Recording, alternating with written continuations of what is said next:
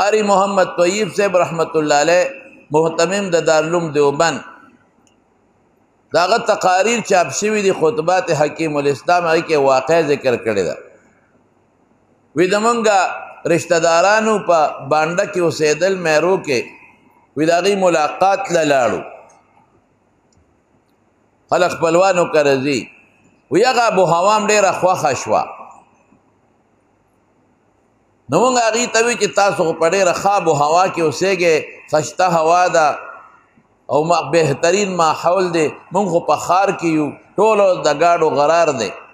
غرار نه خلاص یې ټولو لوګي دی او دوړې دي تاسو د لوګو او دوړو نه خلاص یې بهترین ماحول دی تاسو ته د باندې خشته اوبه وی هغې وی چې واقعي د هر څه خو شته خو مونږ د یو سیز نه ډېر تنګ یو دلته بیزوګانې دي شادوګانې هغې نه ډېر تنګ یو او هندوستان کې پابندیم ده دا نشي وجلی د پخوانه مونږ د هغې نه ډېر زیات تنګ یو راځي جامې په تار واچوو رانه وتښتی کټوی پرتی غونډه کټوی وتښتی میوه راشي غونډه وتښتی سمسی قاشوغې تښتی وایي ما ملګرو ته وی چې هلکه دا یو کار کوو پټې غوندې وجنو چې څوک ته خبر نه شي ما چې ورېږه مونږ هم ته خلاص کړو وی د پساري دوکان ته لاړو زهر هم راوړل او هغه هم په وړو کې واچول په ډېر عجیبه انداز چې بوی نه کوي او هغې نه هم ډوډۍ پخې کړې دا قاري محمد طیب صاحب ګورې په خپله وایي وی ډوډۍ هم ترې پخې کړه او بره په چت هم هغه ټوکړې ټوکړې کړې او یو ګوټ ته پټ کېناستو چې اوس به بیزوګانې راشي او دا به وخوري یو 100-150 به نن مړی کړو څه سبا څه بل او دا وطن به ترې خلاص کړو وی دې کې یو څو بیزوګانې رالې ډوډۍ له چې رالې یې راوچتې کړې خو لکه د انسان په لاس چې یې راوچتئ پوزې له یې یوړې واپس یې کېښودې مونږ وی هلکه دا منصوبه ناکام شوه ګورو چې څه کېږي وی دا لاړې یو څو نورې رالې وی هغې هم هغه ډوډۍ راواخېسته او پوزې ته بیا ونیوله واپس یې کېښوده وی چې ګورو یو غټ بیز دی پکې مشر یې دی د هغوی داسې دی چې مشر امیر القرده د بیزوګانو مشر امیر المؤمنین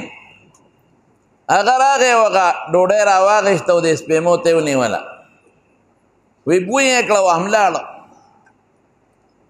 هلکه دا خو بل کرتب دی هغه ډوډۍ خو په خپل ځای خو دا څه تماشه ده وی لږ ساعت پس ډېرې بیزوګانې رالې هرې بیزو سره شنه پاڼه ده لاس کې یې نیولې ده پاڼه یې کېښودی او هغه ډوډۍ وخوړه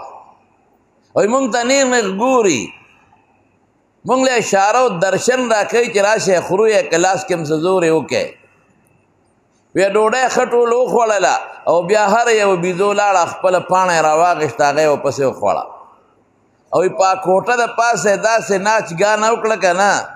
ګډې شوې او مونږ ته ګوري او ښه ډوډۍ خوړه واپس لاړه لاړو غږ یې ورته ونه کړو تمارون یو ډېر لوی عبرت دی پکې مونږ زهر چې معلومو په څه معلومو په سپېمو نشي معلومولی چېرته که ډېر تیز چاچولی او بینده باندې ولګېد بېله خبره ده هم زهر په سپېمو نشي معلومولی بیز له خدای پاک دا شعور ورکړی دی چې زهر په خپله پوز او سپېمه باندې معلوموي په سپېمو کې وله خدای لیباټري اچولی ده او بیا د زهرو نوعیت پیژني چې دا کم نهر دی او بیا علاج هم پیژني چې د دې زهر څه علاج دی زه په دنیا کې یو ډاکټر دی ما له داسې پیدا کړي چې هغه سپېمه باندې زهر معلوم کړي او بیا نوعیت معلوم کړي او بیا علاج معلوم کړي زه یو د لیباټرۍ ډاکټر دی دا معلوم کړي چې زه به دا ټیسټنګ وکړم په لیباټرۍ او به پته ولګي چې دا زهر دی علاج یې څه دی نن په ټوله دنیا کې د زهرو علاج نشته دغه د الرجي دارو ورکوي چې دا غلط اثر ونه کړي یا دغه دارو ورکوي چې یاره الټی وکړي او دا زهر ته بار روځي نشته لیکن الله دا بیس په دماغو کې دا یو سوچ او فکر اچولی دی چې په خپله پوزه په لیباټرۍ چیک اپ کوي او زهر هم معلوموي نوعیت هم معلوموي علاج هم معلوموي